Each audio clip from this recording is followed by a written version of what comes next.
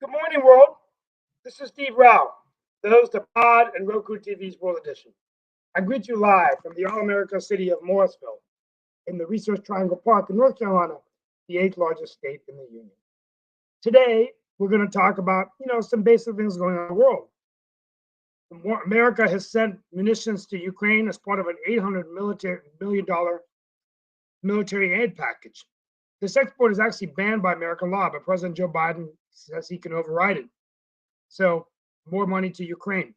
Janet Yellen ended her first day in Beijing, and she criticized China's unfair economic practices towards American businesses. She promised to work to make sure there is a level playing field.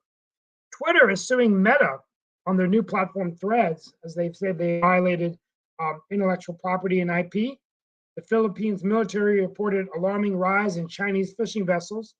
Samsung, a South Korean tech giant, says it expects operating profits to drop by 96% a year in the second quarter of 2023. And the highlight of my day was to know that America's Food and Drug Administration has approved lecanemab, a drug that slows the progression of Alzheimer's. And we know that Alzheimer's is a tragic, tragic disease. It affects so many people. I've had some family friends that have had this, and it's just really, really awful to see someone suffer from that. I know there's other news around the world, and everyone's kind of dealing with the shock of affirmative action, what it really means in terms of taking away race-based admissions, in terms of the pipeline of diverse talent in universities. But critics of affirmative action say that it was unconstitutional to use race as something to be part of admissions, and that it hurt Asian Americans. Well, what's done is done. Affirmative action is no longer in the United States of America, and I often say that the Supreme Court of our country is making supreme changes, going back a year ago to Roe v. Wade, now affirmative action, didn't get approval of the independent legislative theory, and upholding gun laws. And speaking of guns, I'll end with the tragedy in Durham. A 4-year-old girl was killed in a tragic, tragic shooting. So just awful, awful. And we really hope and pray that the city of Durham can actually get some gun reform or figure out why there's so much violence occurring. I'm going to go ahead and bring in Mark Lee, and I'm going to be at WPTF this afternoon at 3 o'clock for my afternoon show. I will be joining State Lines again on the 28th on State Lines. Black Issues Forum resumes on September, but I'll be traveling. But I'm so excited that they've actually named me as an analyst on State Lines as well, which used to be Mark Rotterman's show. So first time that I've been on 2 shows on public broadcasting television in North Carolina. So very honored. Yeah, you should be honored. Definitely, that's a great honor and all in that space. I know that Wilmington is still in the news, both for the matches as well as there was a tragedy in Wilmington. I believe that there was a girls' school or something that involved educators, and there was a car that crashed into that area in the Wilmington Village and all along those lines. So I did see that when I was watching the news yesterday evening, and that was something that was being covered by some of the other networks and all in that space. And, they say that we need to get regular drinks of water. And there is a new study that is not that good that is going on, Steve, because one of the things that I saw that was some sad news is that they say at least 45%, that's almost half, of the nation's tap water could be contaminated with at least one form of PFASs, known as forever chemicals, according to a newly released study by the U.S. Geological Survey. So the man-made chemicals, of which there are thousands, are found in all sorts of places, from nonstick cookware to stain-resistant carpets to contaminated sources of food and water. And apparently they break down very slowly, building up in people, animals, and the environment over time. And they say that research has linked exposure to certain PFAs to adverse health effects in humans, including increased risk of certain cancers, increased obesity, and high cholesterol risk, and even decreased fertility and developmental effects like low birth weight in children. So I know a lot of times people are, getting the waters that you can get from the store that are more of the processed kind of water and everything. And that might be what more and more people do, because I heard a couple of folks that have said that they don't trust their tap water. And this study probably isn't going to help any of that trust level and all in that space. So that was something that I saw that was quite interesting, that they're saying that, don't rush to your tap water. I mean, there's definitely some hot weather out there, but you might want to consider what you are drinking and all in that space. Exactly. And I just don't know what it is. There's something about the heat I like in terms of keeping my muscles loose. And I feel just like, I don't belong to a sauna anymore in my gym. Like the summer months is like a natural sauna, but it's that fine line between not hydrating enough. Yeah. And so sometimes I drink too much water, but I think sipping water every few hours, staying away from lots of coffee. But boy, when it's a hot day and I get a good exercise and I'm moving around, boy, I get a good sleep that night. Because it just drains you. It's easier to get cooler than it is to get warmer. Yeah. I think, that's as I get older. There's nothing worse than cold feet. When your feet get cold and you're sitting in the house, put lots of socks on, or you wake up in the morning and you're just freezing to go outside and take out the trash, get the paper, right? But yeah, today I based my briefings off The Economist. I get The Economist World Brief, and so the main thing is Ukraine aid. This is good warm up for my radio. Ukraine aid, and of course, Threads, which is the new Twitter from Meta. There's just all kinds. Yeah, I've saw Threads, and I've actually looked at Threads. You can get it off of your Google Play, and it's definitely a play from Meta to get into the Twitter space. I didn't know that Twitter was suing them, but I am not surprised, as they are definitely rivals and everything. Apparently, there's some sort of cage match that is going on with Zuckerberg and other folks as well. So that's in the news. Also, that has been out there, and apparently that's blown up social media, this alleged cage match that is getting ready to take place, and all along those lines. So it'll be interesting to see what happens in that cage match. I think it's supposed to be between the founder of Twitter as well as the Zuckerberg. So I forget, Dorsey, maybe that's, I forget who the people are. I got to look that up, but there are definitely some folks that are in that space, and Jacoby's here. So maybe he's got some ideas. Maybe he's heard about this cage match that's going on since you are in the space of video games and all of that. So have you heard about this cage match that is going on with Zuckerberg and others, and who is supposed to be participating in this cage match, and when is it supposed to take place? Well, there is no actual date yet, but it's the big thing where Elon Musk and Zuckerberg are supposed to be having that cage match. It's been a talking back and forth about, when and where it's going to happen. So it hadn't been decided yet. Oh, wow. So they'll be trying to figure that out and everything. I know that sometimes, Jacoby, in the Gamers Den, which we've got to get back on at some point or another, we talk about when people blame video games. Well, guess what? There's a new person that's blaming video games and all along those lines, and that is our good friend over there in France. Apparently, he has come out recently and said that part of the reason of what is going on is that the video game. So after the riots in France, Macron is partially blaming video games on the violence. I guess that he's saying that, the teenagers who are watching video games. I'm not exactly sure what his logic is. I forgot to talk about the riots in France. So there's riots going on in France, right? Yeah, they're still going on in France, and he's talking about blocking social media during the riots, and definitely has said that he's going to. He was slammed for suggesting cutting internet access in future riots, but there's a conversation about him trying to use the boogeyman concept of saying, "Hey, it's all the video game's fault." Yeah, the video game excuse is used easy. It's an easy excuse because it's a cultural shift. It's part of that changing of the culture that we have at this moment. Same thing with social media and how that's being used. But the big thing is the boogeyman is always video games because, oh, well, this happens in the video games. Well, those that aren't playing those video games or understanding those video games really don't understand what the video games do and how they relax people more so than actually incite people to do particular things. So even those that are playing your Call of Duties and your so on and so forth, your Far Cry series and everything, no, they're playing them as a release, just as people read books as a release, just as people watch movies and TV shows.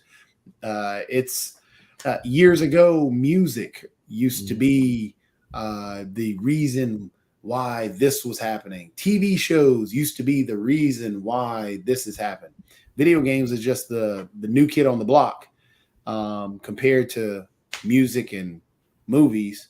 So it gets the blame right now. Yeah, it gets the blame right now. Speaking of which, Steve, I'm going to bring in our special guest who we know sometimes we talk about the different pandemics that exist. And one of those pandemics, of course, was definitely what went on with the coronavirus and all along those lines. But obesity has been something that society has been talking about for a while and all along those lines. And one of the things you have to do is you have to make up your mind that you're going to actually lose that weight and all in that space. And that is one of the things that Laura Pickett talks about in her book. She had to make up that decision and also talks about having to have that mindset. But I'll let Laura talk about it in her own way and all in that space. So Laura, how are you doing? How are things Great. going? I'm doing great. How are you?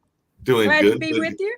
Glad to be with you as well. But yeah, if you just share your journey and what you've got going on with that book and that mindset philosophy, because I know a lot of people, we're just now getting into the fiscal new year, and some people use that space almost as another one of those goal setting times. I've got a couple of friends that do a reassessment of the year around July 1st, just like they do around January 1st. And sometimes when they do that reassessment, they set those goals, whether that is being better diet or whether that is being better involved in other bad habits, maybe kicking the cigarette habit or kicking the alcohol habit or a number of other things, or even getting better exercise, as Steve alluded to earlier as well. So if you just share a little bit about your book and your journey, I'm sure our audience would love to hear more about that.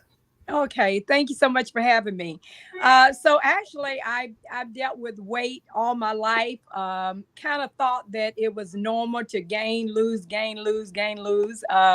So I kind of grew up that way. But then I ran into this struggle for about 12 years where I could not get it off. And actually, I realized after getting on diets, I would lose 20 or 30 pounds, and then I go right back up. That my body was changing, but it was also more than just what I was eating. I like to say it was what was eating me. So my book, Get Overweight, really deals with not just what you put in your body, but what's going on in your emotions, what's going on in your mind, what's going on in your spirit, what things are bothering you that kind of drive the overeating. So for me, it was a struggle. I probably gained about 60 pounds, couldn't get it off, just back and forth. And I actually just began to seek the Lord about what was happening and realized there were some issues in my heart, in my life. That was affecting me, and that I was trying to medicate with food and trying to push down emotions, trying to push down feelings and all of that. So finally got some answers, some breakthrough. Got some things right on the inside, got my mind right. You're absolutely right. The mind has so much to do with it. And I think even the businesses that really promote programs now are beginning to realize that it's not just the food you're putting in your mouth, but you have to get your mind right. So I just had to change my mind. I had to make up my mind. And I tell you, one of the things was, with being overweight, it can cause health issues. And that became a real challenge for me. So I ran into two things. The doctor began to wonder, was I getting on the borderline of sugar diabetes? And I certainly didn't want to go on that road. And then he even mentioned to me, which I was in complete shock. He said, "You're dealing with depression." I'm like, "Excuse me? Not me, not cheerful me. No." But that was what was happening. So all those things began to affect me. And I just had to make up my mind. It's time to change. And it's time to get on the right road. It's time to deal with it. And I deal with it from the inside out. So it was not just changing my eating habits, but it was changing the way I was thinking. It was beginning to cast the cares and beginning to release those to God so that he can help me with them. And I got on a road where I began to get my breakthrough and lost 70 pounds, 50 pounds in my first year. After 12 years of back and forth, and then went on to lose 20 more pounds and held on to 10 that I had lost the year before. So it was quite a fight, but you can win it. You have to get your mind right, but you definitely can win the battle. As a matter of fact, my book is called Get Over Weight. It's 12 steps to finally win the weight battle and win in life. Because I believe when you get that mind right, you can begin to win in other areas of your life as well. Yeah, that makes a lot of sense. I think Jatorman had a question. One question I had is I know that too often a lot of areas exist where it is too much of a bad eating habits kind of play into what's going on culturally wise. Because I do know that in the African American culture, the Asian American culture, and even Hispanic and a number of others, there are some food choices that aren't all that wise, but we choose to enjoy them because they are part of our cultural journey, whether that is fried foods, whether that is a number of other things. And we also know that there are food deserts that are unfortunately oftentimes placed in minority communities. So just wondering your thoughts around that and how that played into the weight journey as well. Oh, yeah, for sure. One thing I really recognized it was a challenge for me was sugar. And I put in my book, Sugar's Not So Sweet, because it really, for me, I didn't recognize it, but I had an addictive behavior towards sugar. And I would go on these fasts once a year. My birthday happens to be in January, and the beginning of the year, like you mentioned, the beginning of the year, we set these goals. And then sometime, like you said, in July 1st, we set them again. And I would set the goal, go on a 21-day fast, would get my appetite under control, begin to lose weight. But my birthday was the end of January, and I would always be given this birthday cake. And I would eat this birthday cake, and then I'd keep eating the birthday cake and keep eating the birthday cake. And then finally, it hit me. The birthday cake is your challenge. This sugar, it was too much sugar that I was putting in my body. And it became like an addictive thing. As a matter of fact, I think Brian Tracy talks about 3 enemies that you have to watch. And one of them, I think he calls them 3 white enemies. One is sugar, one is salt, and one is flour. And I have found that when I cut back on sugar and cut back on salt and cut back on flour, that my body responds with weight loss immediately.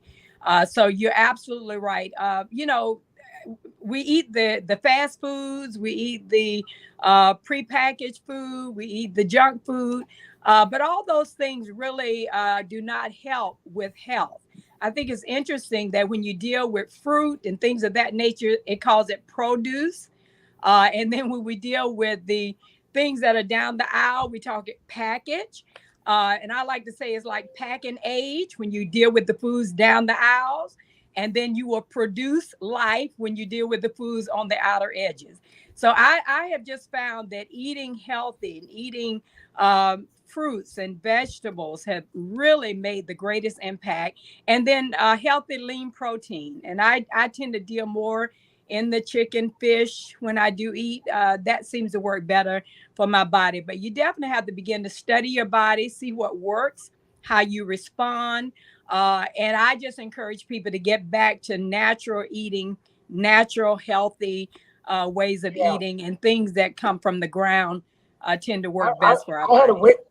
I'm a very skinny guy now, but I had a weight problem in my early teens, and I was a top tennis player, and then I gained a lot of weight. And so what's really strange is I had a guy, we had a lot of coaches, and one thing that I've done ever since I was a young teen, like probably 17 or 18 is, and it's just really weird, but I don't eat dinner after 6:30.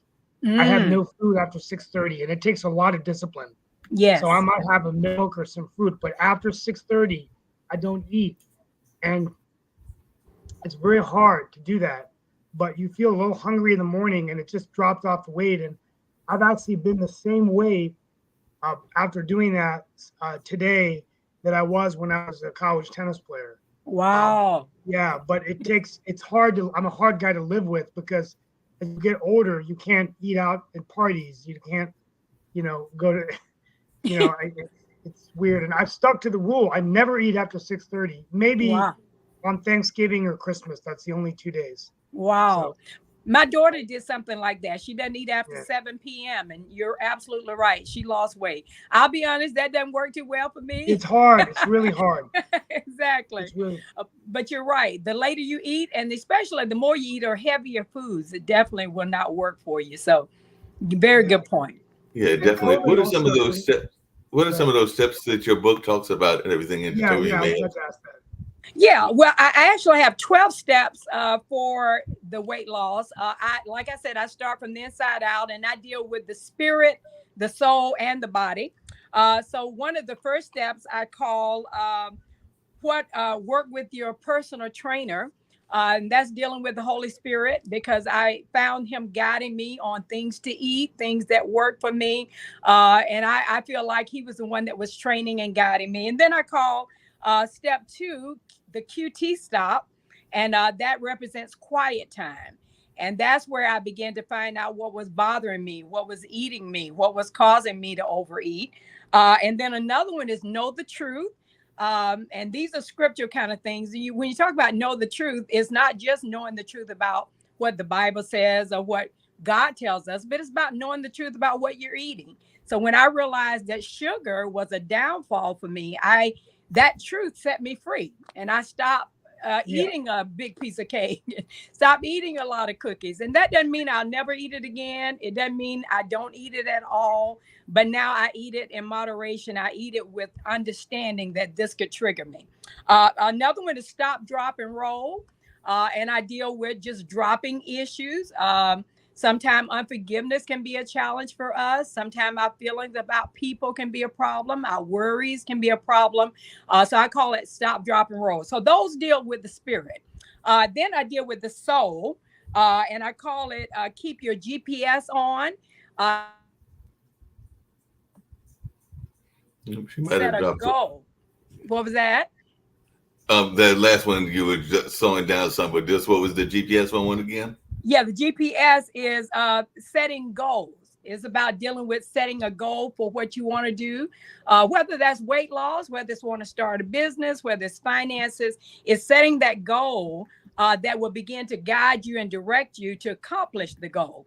I have found out you don't have to know how to accomplish the goal. You have to first set the goal. And then God will begin to guide and direct you on how to find the answer and what the solution will be. Another one is reboot. I called it your body's not the only thing that needs to change. So it was a big mind shift. I had to really get control. I talk about believing. As a matter of fact, that's the next step. Believing is seeing. Believing is to. Well, it's actually to think that it's possible. And once you think it's possible, ways will begin to show up. You'll actually recognize opportunities and ways to lose it. And then the last part of that soul area I call beat the beast and not yourself. And the beast stands for boredom, emotional eating, anger, stress, and tiredness. And I found that those things were always happening when I began to overeat and just sit back. There was something that was bothering me that I had to address. And then the last step, of course, is the physical part. I deal with the body. So number one, I call the weight loss plan, what you eat, what you drink, and moving. And I don't believe you have to necessarily join a gym. I lost all my weight just really walking every day. And so I found that was very good for me. And then, of course, my eating plan, I actually did follow Weight Watchers, but I also teach about fasting. And I teach people to find the plan that works for you. Because if you don't get a plan that you can live with, then you're not going to live with it. And therefore, you won't be successful. Then another one is fasting. I call it your reset button. You just have to cut out all the fast foods. You have to cut out all the packaged food. You just have to get back to the normal and the natural and begin to see breakthrough. And then this was an interesting number 11 step was decluttering. It's declutter your way to weight loss. Oftentimes, the things that are around us represent things going on inside of us. And so if you have a lot of stuff around, it's a sign that there's a lot of stuff inside that needs to be unpacked, organized, put in order, and things of that nature. And then the last one is feed the hunger that meat can't meet. And what is really going to fulfill you and bring satisfaction.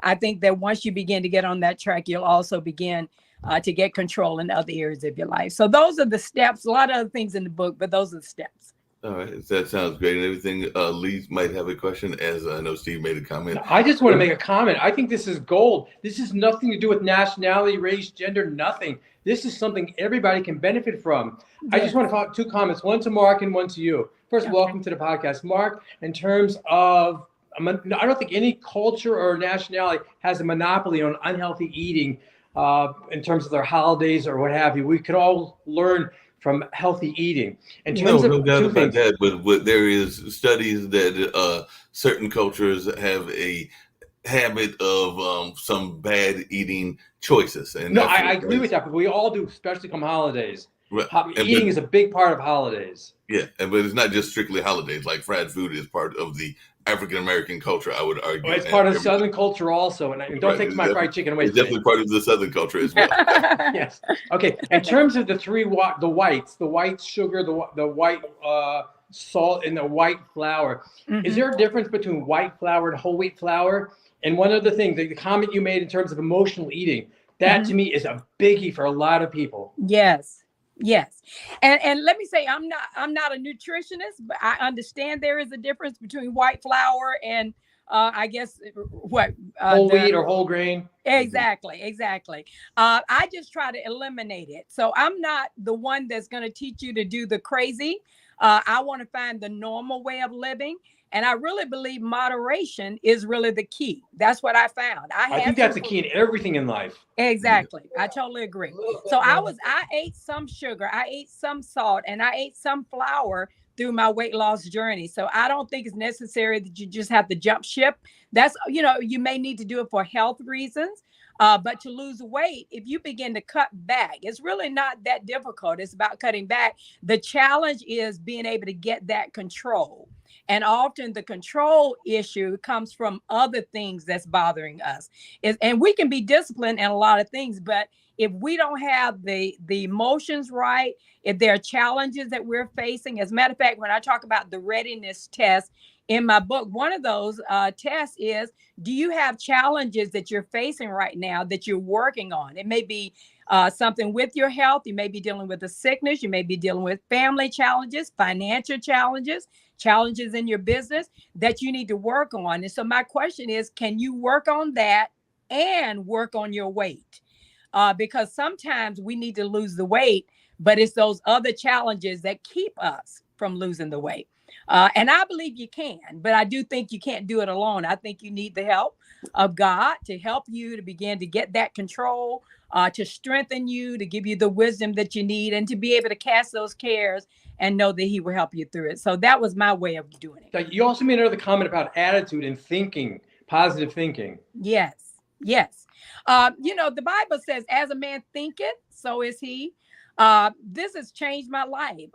And we're not sometimes mindful of what we're thinking, how we're thinking, that we're walking around saying, I can't do this. This is too much. I'll never change. I grew up there. Well, all of that is really determining that we're going to stay in that same boat.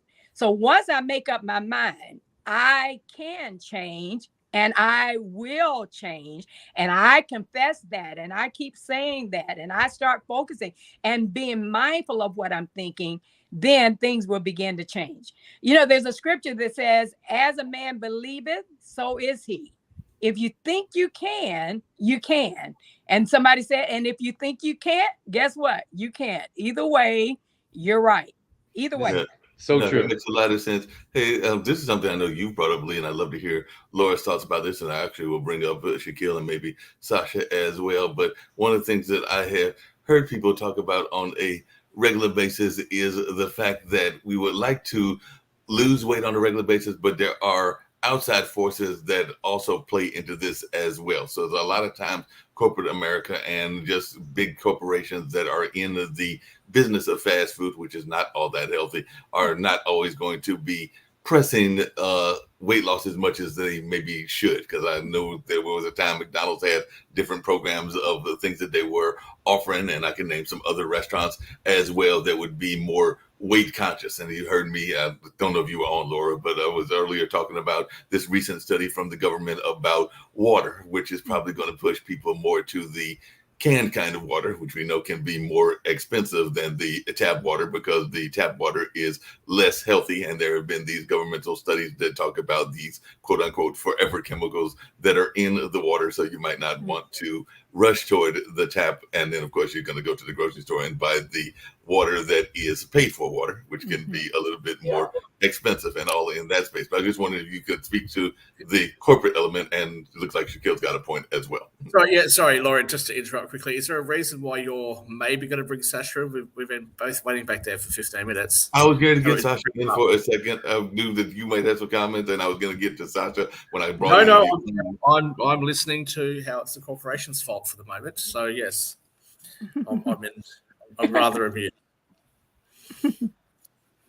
But Laura, did you have any thoughts just around the nature of the weight loss journey, and even sometimes the corporate responsibility, if there is any corporate responsibility? And that's a matter of debate. Yeah, I don't have a lot of comments about that. I will say that everybody's in business to make money, and so people are making decisions. Corporations are making decisions about what works for them, and then I think we have to make decisions about what works for us. And of course, water, of course, like you said, is a biggie that we definitely need to drink a lot of water. That's one of my big things that I push. But yes, I'm not saying that all fast food is bad. I eat salads from fast food places. But I just think that if you are concerned about your health, you need to understand what you're putting in your body, what that company is promoting, what they're selling. Their job is to make it taste good. So, and whatever that takes, that's what they're going to do. But then I have to look at what's going to work for my body, what's going to cause me to be healthy, what's going to cause me, if I'm trying to lose weight, if that's my goal, what's going to cause me to lose. And I have to make choices based on that. So I would just put it that way. We all have to make the decisions based on what we want to accomplish. But, we all enjoy good food, and we go to places to get that good food, but we just have to know what it's costing. Yeah, that makes a lot of sense. I don't know if Jacoby had any thoughts, and I will bring in Sasha, who brings it from a different element of the world. He's currently living in Canada, but he has definitely got ties and was born in Ukraine and also spent some time in Russia as well. So definitely bring Sasha in, because definitely there are different parts of the world that address the weight issue, even in the European theater as well. But definitely, Jacoby, did you have any thoughts? There is a corporate responsibility, and then there's a battle going on in Congress right now where they're trying to remove the ingredients listed within the actual foods, which makes it a little bit tougher, so on and so forth. That's a different path. It's not really debatable, but it's debatable, and we'll worry about that later. But the big thing is, Shaq, everything's debatable. We were having a good conversation. Laura, Yes. One of the cool things that you had talked about earlier, and I think Steve was the one that brought it up, talking about timing and not eating past a particular time. Mm-hmm. Could you expound more on that? Because I think there was one documentary that I had watched that was talking about a lot of the African culture, where how a lot of people saw individuals in the different tribes and how they may have had, bellies, but it was how and the timing that they were eating and how the body holds on to food when it's searching for food, which also can cause some type of weight issues. So in terms of that timing, can you expound more on how that can help in terms of weight loss? Well, I'll be honest, that's not something I've really studied. And actually, as I mentioned, I did Weight Watchers, and they actually don't require that you stop eating at a certain time. And I'm just going to be transparent. That worked for me because I was kind of a night eater. But I do try not to eat past 2 hours before I lay down for sleep. But I think the gentleman that mentioned that, as I mentioned, my daughter doesn't eat after 7 p.m. and that's how she lost weight. So I would say you probably need to check with your doctor to see. Now, you do mention about holding on to food. Sometimes people try to lose weight by starving and not eating. And actually that your body holds on to the food because it thinks you're going to starve. So therefore you don't lose weight. So, one key to losing weight is you got to learn to eat healthy and eat more often and not starve all day and eat one big meal. That doesn't work. So that's about all I can say. That area about the timing is not something I've really studied. It's not a part of my book. I don't necessarily teach that you have to cut off. I teach more of being mindful of how much you eat in a day. I kind of think of it like having a budget. And if your budget is 2,500 calories in a day, then if you go over 2,500 to 3,500, you're going to be in a deficit and you're going to have a challenge with your weight. So I deal with it more from that standpoint than making sure I don't eat after a certain hour in the day. But I think that's a healthy choice not to. Speaking of healthy choices, and Shaquille's going to love me bringing this up and everything, but there is something that goes on in the weight loss journey that I don't think necessarily works all that well, even though it has changed people's lifestyles and even some of their eating choices. But there is that kind of a method. It's almost like a criminology method of weight loss and everything that I call the scared straight methodology, which is kind of this notion of you look at the way that food is processed and that food is made. And I know some people that have literally changed their diets because they have seen the way that the farms run and treat the animals, but I don't know that it necessarily works all that effectively. But I'd love to hear your thoughts about that, Laura, because I think some people get the notion of, the pig is not treated well or the cow isn't treated well or a number of other things aren't treated well. And then they decide to go vegan or vegetarian for a minute. And there have been a couple of very scary documentaries. I know that I watched a couple of them, but then I went back to my old habit of some of the foods that I ate, including some of the foods that were processed that way and all along those lines. But I just wondered your thoughts about that, if you had any, because definitely there is this kind of notion that you're going to scare the people, not you, but some people are going to scare the people into eating correctly and all of that notion because of the way that the image is of the way that we do things in the agricultural lanes. So hang on. I'm going to clarify this question. Because the animals are mistreated, that causes what? I just want to make sure I've understood the question because I might have misunderstood. Because the animals are mistreated on farms, people are horrified into eating vegetables, and so therefore they lose weight. Was that the? That wasn't necessarily the question. The question that I was saying is, I remember watching a couple of movies.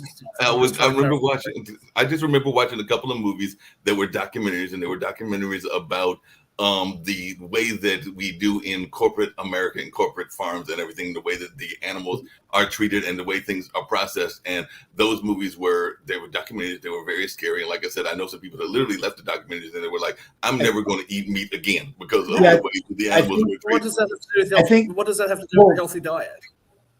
I think what he's trying to say essentially is that change. Hold on. No. You didn't want me to talk. You didn't want me to even ask you a question when you said something. So let Mark answer.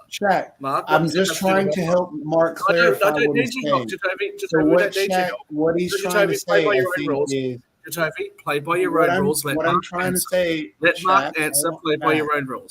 Don't just Shaquille, we got a guest here. So hold on a second. We have a guest. We have a guest here. So I'm hold on a trying second. to help clarify it. Thank you. So Thank you. it sounds like Mark, and Mark, correct me if I'm wrong. Yes. I You're would agree. trying to talk about changing people's eating habits Right. or eating habits by showing them imagery and scaring them to eat a different way. Yes. That is exactly what I was saying. Well, even if that was true, why is eating vegetables only a healthier way? What's the evidence for that, Mark, that's been adduced from a documentary? And I know that the one that you're referring to. Well, I was actually referring to several. I was actually referring to several why is that documentaries. It wasn't necessarily just a healthier one. way of eating? I was referring to several documentaries. Either way, why is a documentary promoting veganism or vegetarianism a healthier way of eating? Is there any evidence to support that? Because that was the implication of what you said. That'd be people. Well, since we have a guest that's dealing with weight loss, let's find out from Laura her perspective on that. Thank you. Well, actually, I have no comment about it because I've actually not seen the documentary. So maybe something I need to check into. That is fair enough and everything. And she's That's not fair. You'll come back on and Mark, can I ask Laura a question? Yes, go for it. I understand what you said, and I agree with you totally in terms of white sugar and the dangers of white sugar. We have artificial sweeteners in diet foods, diet sodas, what have you. Mhm. Are diet sodas and artificial sweeteners a panacea or really a scam? Well, I don't know either. I'm not an expert in all the food choices. I'll be honest with you, though. I do use different sweeteners, substitutes, because I couldn't do sugar, but I didn't want to give up some sweet taste. Of course, honey is another alternative that many people recommend. So I encourage people to find the alternative for them. Some people just go cold turkey, no sugar, no sweet. And their appetite just adjusts. So I think you just have to find the best choice for you. Check with your doctor to see what they recommend. I don't recommend anything in particular. I just let people know that the sugar could be a challenge and that you need to find an alternative for it or begin to use it in moderation and just cut back, and do those things that would make the difference for you from a healthy standpoint. 100%. Sugar is not our friend. Exactly. Yeah, it's definitely not our friend. And Shaquille, to answer your question earlier as to what I was That's okay. Mark, no. Jacoby answered it for you. No problem. No, hold on a second. You didn't want to answer it. I asked Jacoby I answered it earlier, and you can go into this whole debate thing all you want to and everything. No, but one of the things that I think is wrong, and that's what. Huh? Let's move on. Well, and I'm moving on because I'm going to continue the conversation in a different way, but still the same conversation. One of the things that I think is done wrong, not just by that documentary, but documentaries in general, is this scare tactic way of bringing up an issue, which I think is a legitimate issue. But I personally think that sometimes the scare tactic doesn't work because it might work temporarily because it scares the person enough that they will change their mind, but does it maintain that effectiveness for the duration? So that was my issue around the several documentaries, because it wasn't just one. It was about 5 or 6 documentaries that I've seen along those lines. And I think that it is too often a scare tactic. And we can talk about other documentaries that use the scare tactic as well, where the issue is thrown in such a light that it makes the immediate change that you want, but then you go back and you reanalyze it, or you go back into your own old habits. It's kind of like, I don't know necessarily that scare trait with kids works in the sense of throwing them into prisons and all in that space, unless you do follow-up activities afterwards. But that's just my own personal philosophy and everything. So that's where I was really going with it. So I was actually not being supportive of the documentary and all in that lines, because I think that sometimes it doesn't do an effective job. So it scares people into eating healthy, but it just doesn't do an effective job of getting them to eat healthy. Is that what you're saying? No, I'm saying that it does it for a hot second. It's kind of like people that do changing habits on a lot of things, and they only do it for a hot second, and it lasts for literally a hot second, and it doesn't stay consistent. So for a hot second, they stop eating meat, which is healthy for them, but they don't do a very good job of keeping the people not eating meat. So it doesn't change behavior. Statement is that not eating meat is. What did you say, Lee? It doesn't change behavior in the long term. And that's what I was trying to say, right. Lee. It doesn't change behavior in the long term. It's a kind of a quick fix. It doesn't change the behavior in the long term. They do that by highways a lot. They'll put a smashed up car by the highway and say, "Do you want to be like this? Yeah. Slow down." Right. And Well, there's actually PETA put out an ad, well, not really mocking, but doing the same thing about trying to get people to become vegan by stressing don't eat meat. It's trying to do the same thing essentially.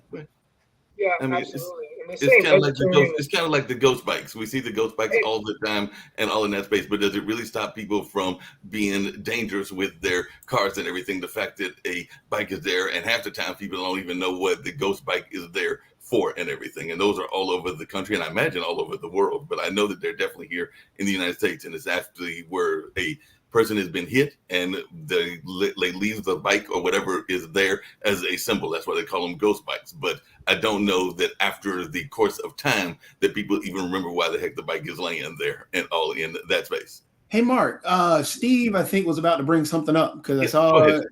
Go for it, Steve.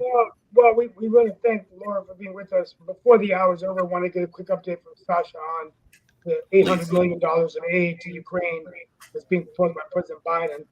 And just a quick update on what's going on in Ukraine. But, just wanted to throw that out there. And then next week, we'll talk about threads and want to spend a week sort of breaking down the Supreme Court decisions and, kind of everything that's happened in the year. And of course, the presidential elections shaping up, before we know it, it's going to be here. And looking at 2024, who's, looking like a Biden-Trump rematch. That's what everyone's saying. But we'll see what happens. But anyway, along those same lines, and I definitely want to hear that as well. But I also understand that, Sasha, that there is talk that Ukraine may be getting some nuclear reactors of their own and maybe even some nuclear weapons and all in that space. But I was just wondering if you had heard anything in your own research along those lines, because when I was looking at the news earlier, I did see that in the news that not only was they're attacking the Russian ones, but that they might be getting some of their own as well. But I didn't know if you had heard anything other than that, and I just heard that in passing. In about 15 minutes time, I will have a special show concerning Ukraine, and there will be Professor Jonathan Lockwood, who is very knowledgeable in this affairs as well. So we'll definitely discuss quite meticulously what's really happening. And every day now is very important. There are a lot of consultations are running simultaneously in Europe and elsewhere because the situation is becoming really too unpredictable. And I'm sorry to say that if you would put all input in computer, asking the extremely important question, should Ukraine become a member of NATO, or at least have a way to become a member of NATO in 15 or 25 or 55 years, or what else, I think that computer would clearly say, no, Ukraine should not become a member of NATO, not in 10 years, not in 15 years, not in 55 years. Why? Because if Ukraine is becoming a member of NATO, then NATO is taking responsibility to start fighting whoever will attack Ukraine. And that whoever happened to be the nuclear power, either number one or number two, it doesn't matter, which can annihilate all United States, not once, not twice, but several times, over and over and over. So what are the cost of benefits analysis is the use of taking Ukraine into NATO and taking all the responsibility, including a risk of total thermonuclear war. The computer will tell you no, no, no, and no. So, What Sasha? computer? Yes. When Ukraine was formed, whatever, and they gave up all their nukes, were there any assurances given to them? Not as far as NATO is concerned, but in terms of if you give up your nukes, we will protect you if you are attacked from the United States or anyone else? Okay, it was security guarantees from US, England, and Russia. Yes. Are they fulfilling them? No. Some Because it political wasn't a side- blanket- Well, we want because it wasn't Laura to a finish blanket- up. Laura, sorry to it wasn't- bore you. Laura, do you have any final thoughts before we let you go today? We want to thank you for being with us. Sorry. Oh, thank you so much. No, just I have a coaching program that goes along with this because people generally need their hands held for a period of time to become accountable, learn the steps. But other than that, I just want to encourage people that they can get the victory over this. I'm a witness, and I'll be happy to help any way I can. Then go to Pleasure meeting you. laurapickett.org. Laura, actually, here's something quick because we can tie everybody together on this whole global thing. Laura, Yes. on a positive note, Yes. as we're closing things out slowly, how I guess the psychology of food. How can food bring us together? How can food bring us together? Well, we all have to eat. And so, that's a part of our human nature. And so if we just appreciate what God has blessed us with and learn to use those things that he has given us to be healthy, to be strong, then of course we can all serve our purpose here in the earth. Because I keep Now, Laura, thinking your that book is Sunday available on dinner.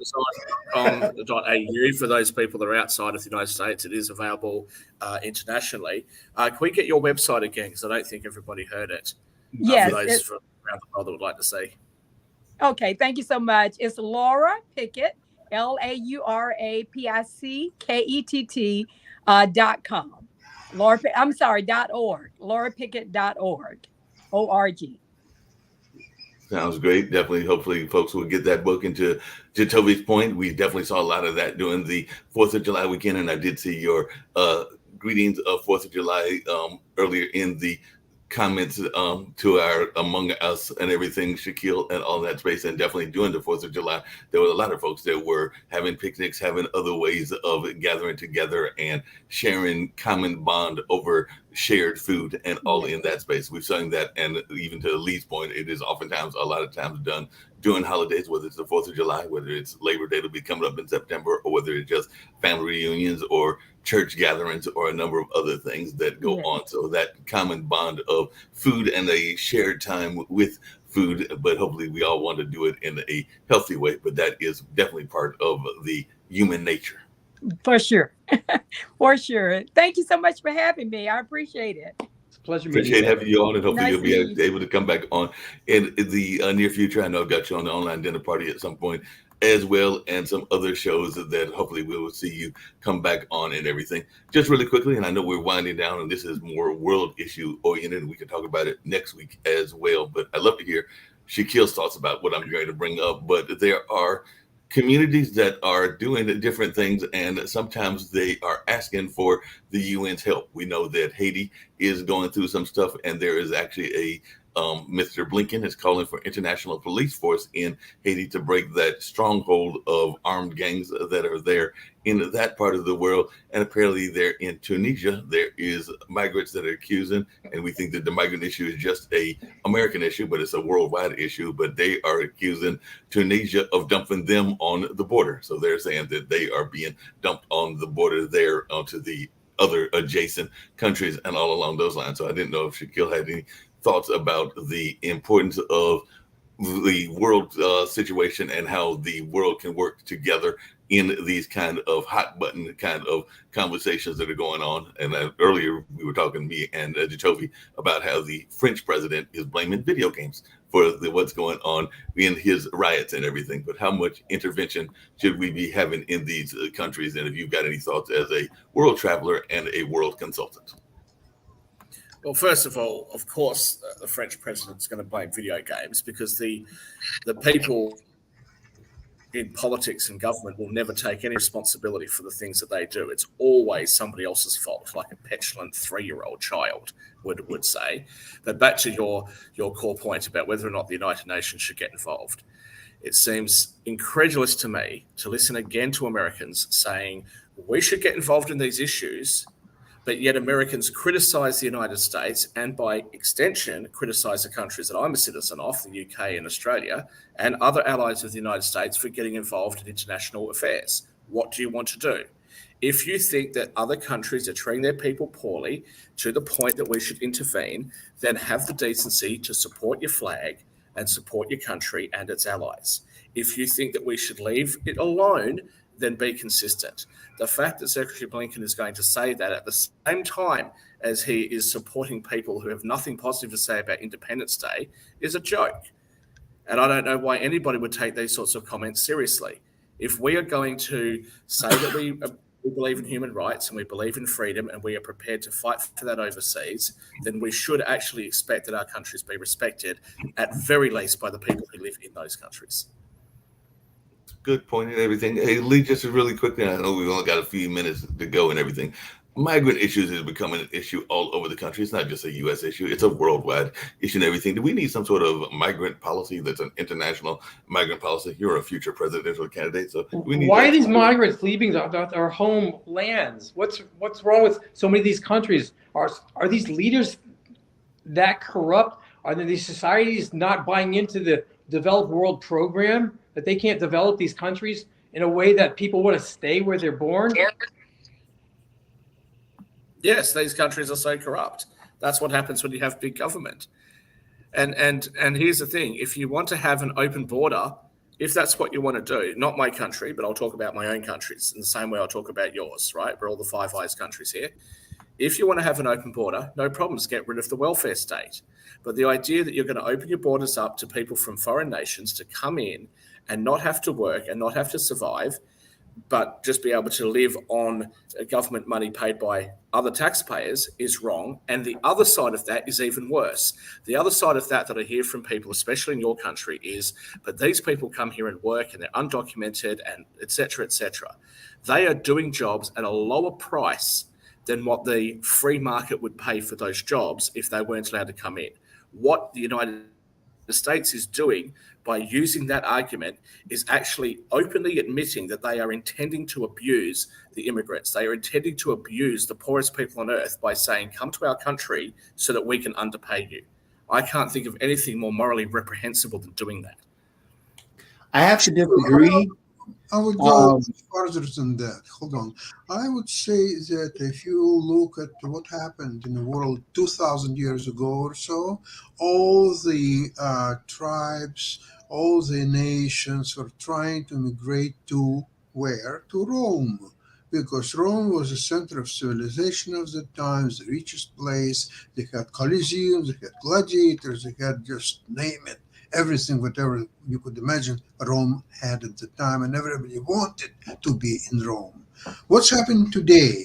It's a very interesting thing that all people want to migrate to United States, obviously. Some prefer Canada, minority. Most people want to go to the United States, naturally. But if you analyze, do you see a lot of people from Europe? Like Switzerland, Spain, France, a lot of people coming to the United States or Canada? No, because their level of life far exceeds one in the United States and in Canada, for that matter, as well. So people from Nicaragua, people from all these Latin American countries, they want to go to the United States and Canada. Not Europeans, because European way of life, infrastructure, culture, the amenities, the transportation system, everything, food is much higher quality than the United States. So what Sasha's talking about is partially true as well. I mean, that's part of it. It isn't the quote unquote big government issue. There are corporations that hire these individuals, and so what is happening? We'll take the states for example. The states are trying to raise minimum wage and cover these individuals to pay them more. However, Lee, to answer your initial question about why they're leaving, a lot of individuals are leaving because they're having to leave where their son is killed. Their daughter is being raped by the local gang, and there's no one to protect them. So a lot of these families are trying to get out to take their families to a better position in life. And they may see the U.S., Canada. No, Shaquille, I tell you, I agree with you. I get that. But my question is, why are certain countries or cultures gang promoting gangs and other ones, they don't. The culture is not really promoting the gang itself. It's just where you have that problem that take the Sudan and all these other, you have some other African nations. You even have places in Australia and even Europe where Tyree, when Tyree, that Tyree. We're up for time, guys. We got to close out. I want to thank everyone for being with us. I'm going to not do my monologues. I don't have time, but last month was the actually 11-year anniversary of DACA. So we might return to a story. I'll talk about immigration, some of these good points being made up of what can we do to control illegal immigration? How do we reward those immigrants that are coming legally? But to get to the crux of the matter, why are so many people not happy in their countries and why they're coming to the United States at a time when we don't have the resources and enough caseworkers to handle these migrants as well? Maybe technology could also be part of the problem, part of the solution to our border issue. But lots to talk about. The problem is always government. We'll be back next week for another edition of World Edition. Thank you for being with us today. Wherever in the world, be safe. Hope you're enjoying your summer. And I look forward to a good week next week. Lots going on in our world. Thank you. You'll have a good weekend. Sounds good. And we're going to go join Sasha and his show in a matter of a minute. So definitely we'll learn more about Ukraine in that space. Shaquille, to your point, government is very rarely the solution. It's never the solution. We'll take this.